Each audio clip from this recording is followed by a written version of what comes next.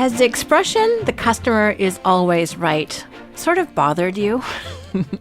Hi, this is Shannon Waller, and welcome to the Inside Strategic Coach podcast with Dan Sullivan. Dan, you have a completely different way of thinking about this particular topic, and you said something recently which really struck home with me, and I know it was relevant for you. It's something you've been thinking about for a while. And what you've decided that if it's the right audience, the audience is always right. Mm-hmm. Can you talk a little bit more about that? Yeah, well, first of all, the statement that I always rebelled against was that the customer is king, because there can only be one king and everybody else is a servant or a subject of the king, okay? And I'm not a servant and I'm not a subject. And that's just who I am. And I don't have kings in my life. I don't have monarchs in my life. I understand the principle, and I live a lot of the time during the year in Canada, and on our currency, the Queen of England is prominently featured on some of the bills. I think it's neat. I think the monarchy is neat. I've really spent a lot of time reading the history of the British monarch, especially over the last 100 years, and I think it's a really neat thing that the British have, but it wouldn't really matter to me whether somewhere in the politics of the country I live in, the Queen figures prominently. That doesn't bother me at all. But in terms of my day-to-day life and in terms of my interaction with customers and clients in the marketplace, I do not think about them of being king and always being right. The way I see my entrepreneurial clients who are in my strategic coach workshops, which is about 500, I have about 500 at the present level of where I am, is that the best of them are my partners, okay? Not all of them are my partners, but the best of them are my partners. And what I'm looking for is to constantly increase the number of clients that I'm coaching to the point that these are the only types of clients I have who are creative partners with me. And what I mean by that is that they're bringing in their ambitions into the workshop. They're bringing their skills into the workshop. And I'm bringing a long structure and process that's been developed personally for 45 years and organizationally for 30 years. And I want to see how combining what we've created in our growth and what they've created in their growth, how we can put these together to create entirely new ideas, new concepts, new thinking tools, new thinking structures and processes. So all the concepts, and I create basically a new workshop every 90 days and have, approaching 30 years right now. It'll be in November of this particular year. It'll be every quarter. That'll be 120 quarters. I've created a workshop that's at least 50% new material. And where does this material come from? It comes from a partnership that I have in every one of my workshops where I put out certain ideas, just perhaps writing it down on a whiteboard, smartboard. I use a thing called a smartboard, and I'll write down an idea. And I said, what do you think about this idea? Does this resonate with you at all? And I said, let's talk about some thoughts that come off of this thought. And they do that. And I'll see if the idea which I've come up with, oftentimes from a previous workshop, and I say, is this a foundation for something that's really going to be useful to everybody in the room? And then I'll work with them, and then maybe the next workshop, if it goes really well in the first workshop, I'll create a little thinking structure, a little form that they can just do in their workshop notes, and I'll just play with it. And if it keeps going, and I have about 10 workshops to work with in a quarter, by workshop 5, if this idea has gotten stronger, then this is going to be a major, major concept in the program. But if I'm not getting the creative partnership with the clients and they're not taking to it, it's dead.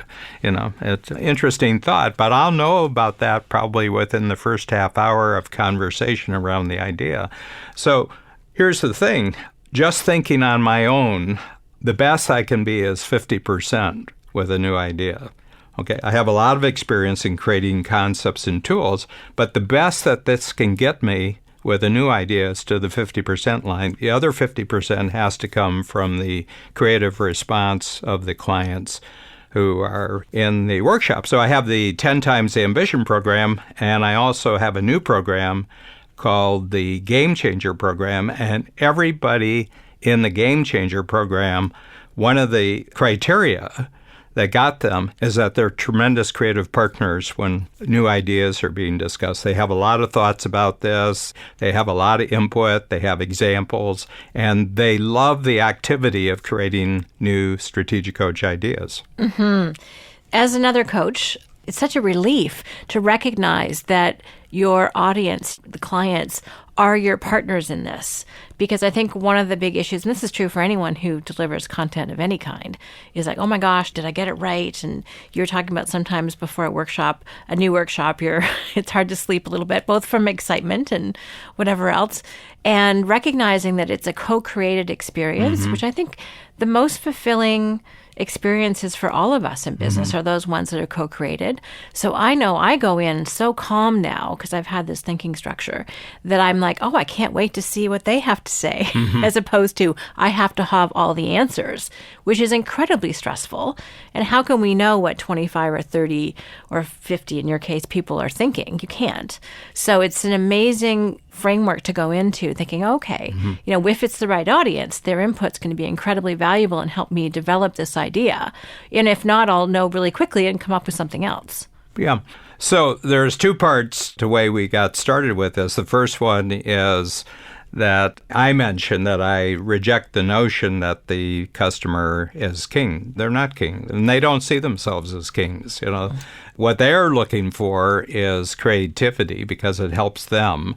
And as they see me, how I create new concepts in their workshop, they more and more utilize their best customers and clients to create the ideas and the new structures, processes, in some cases products, in some cases services that they are developing inside of their own business. So I'm role modeling how they can be just perpetually and increasingly creative in their own entrepreneurial career. We're doing this in this workshop, but they have their own, in quotation, workshops. And every time they meet with customers and clients, they should turn it into a creativity workshop. And hands down, if I get every one of our top entrepreneurs and strategic coach to identify who their favorite all-time customers and clients are, they all have this quality of being creative partners. Well, that's one of the points I want to really draw out here is it's the right audience is always right. And there's a big difference between the wrong audience, because we've all given presentations somewhere in our careers where it fell flat. You thought something was brilliant, and they didn't agree. That's happened to me. That's happened to you. So it's interesting. And I think instead of trashing our ideas, sometimes we have to think, okay, well, is it the right audience or not? Can you talk a little bit to that? Because that's a key thing and actually part of one of our upcoming quarterly books. Yeah, well, the thing about it, let's examine the word right, because we've taken care of monarch. So let's examine the word right. And it's right for me. The right audience is right for me. In other words, I'm looking for an audience where I'm just exploring a new idea, and the way they respond to me is really right for me because they're supplying the other 50%. I can't develop the idea unless I get their input. And the best of the strategic coach entrepreneurs, they're right in the pool with me. When I bring up the idea, they say, oh, that's really great. Oh, yeah.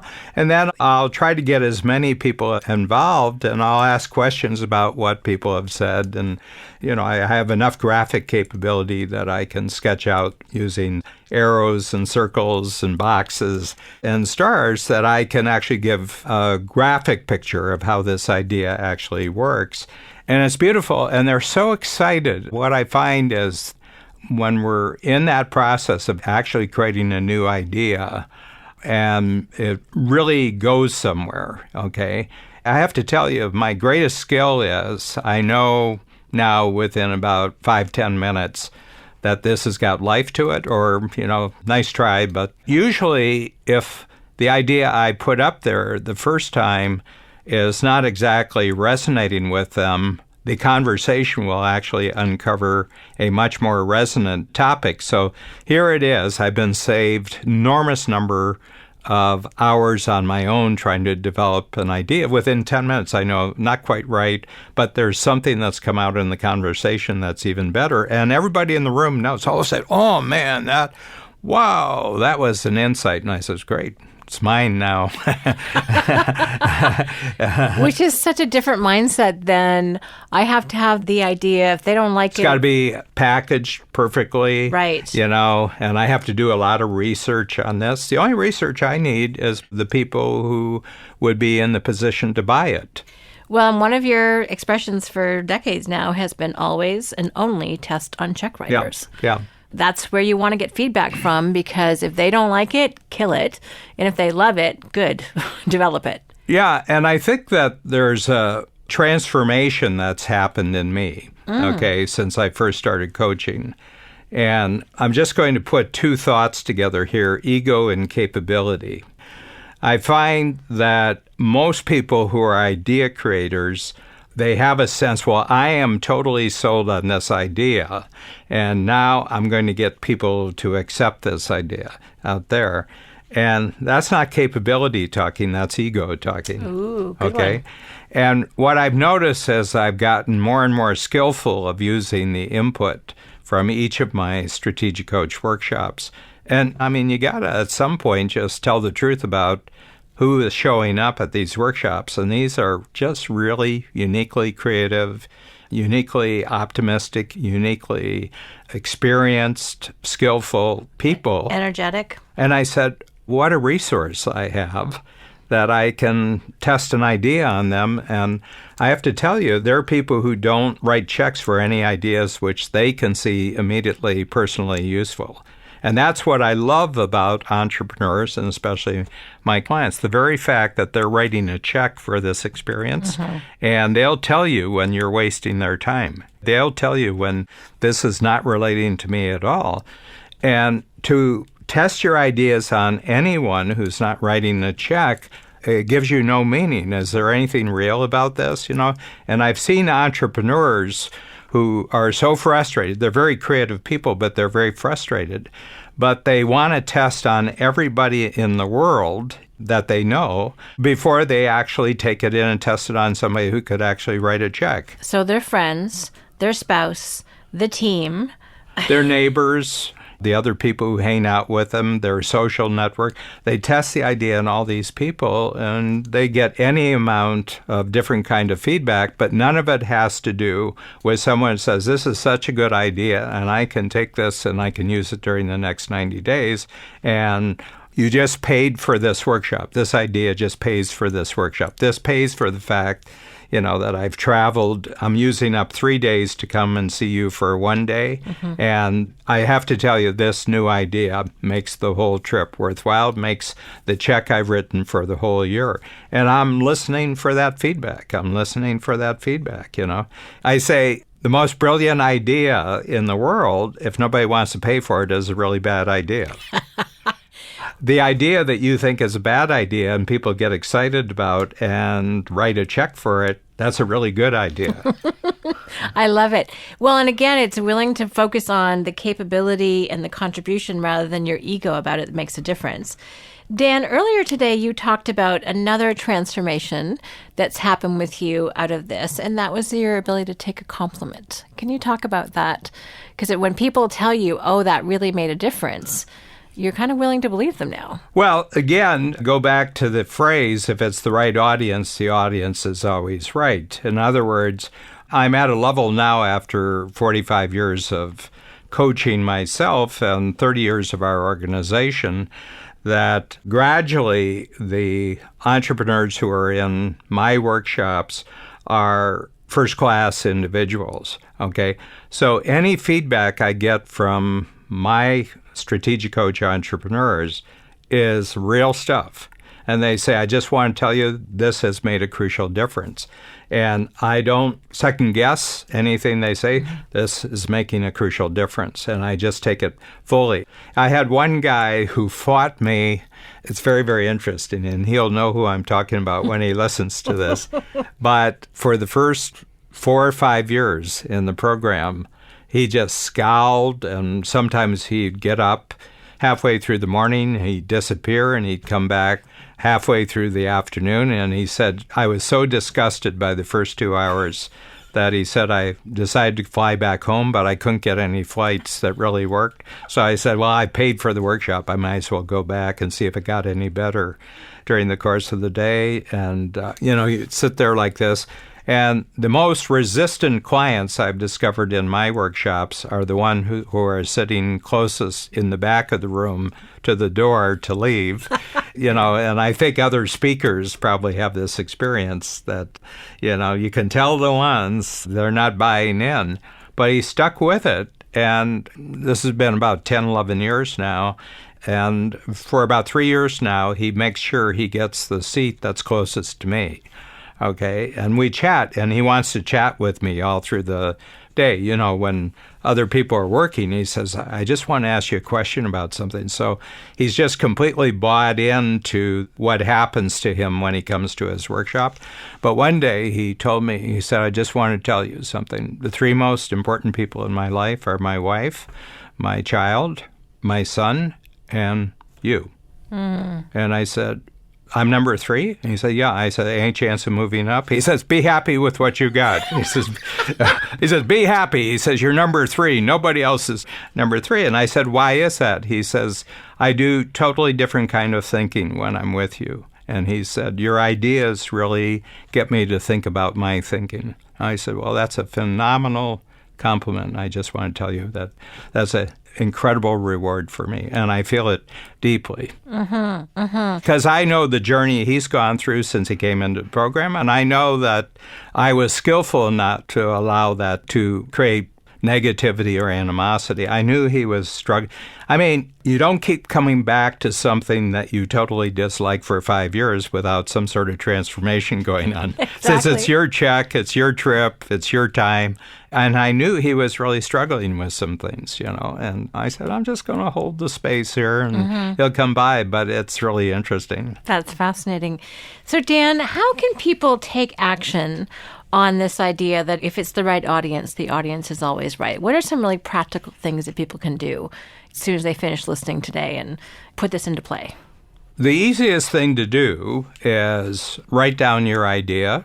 If you're just meeting with one person who's actually one of your clients, and just write this idea down and leave enough room on the paper to write down their thoughts when it comes back, and say, I've got this idea and I just want to bounce it off you.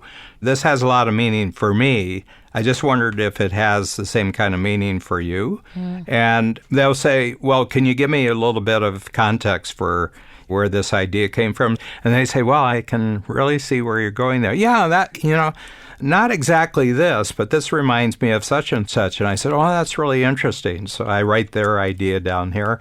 And gradually, over about a half hour, an hour, I said, do you think this would be a concept that would work for other people? He said, well, I think you'd have to really clean it up. I think, you have to take it now and put it into some sort of process where I can write down my experience and then see the difference between what this thought would do and other things. But I said, do you mind if I go away and I actually clean this up and check it with you? And he said, oh, I'd love it. He said, I'd really love it.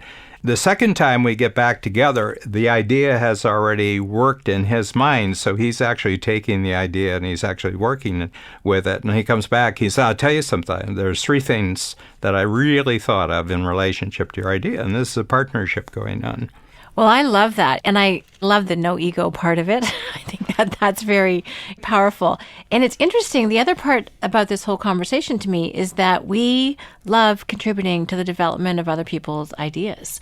When we get to be that sounding board, when we get to contribute our thinking, rather than having someone go back and spend hours and days and weeks and months in research and packaging, and if we don't love it, then it's our fault. To actually be part of that development process is incredibly rewarding. So I think one of my takeaways from this conversation is like people really enjoy the process of co-creation of ideas and processes and systems and deliverables. So the more we include our right fit audience in this, the better it will be, the higher the buy-in. Marketing people know this.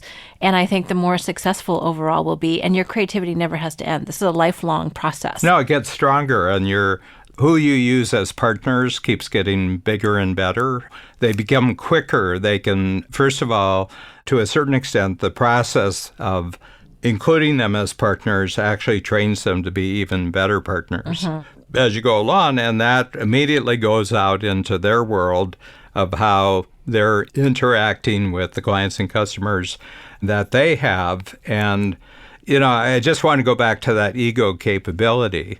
The reason why people have huge egos when they introduce new ideas, because they know they don't have the capability to deal with the feedback if somebody sees it differently. Ooh. And so they try to overpower the situation, with research, with glitzy packaging. They try to overpower the situation. The reason is they're lacking total confidence that they can actually respond to feedback.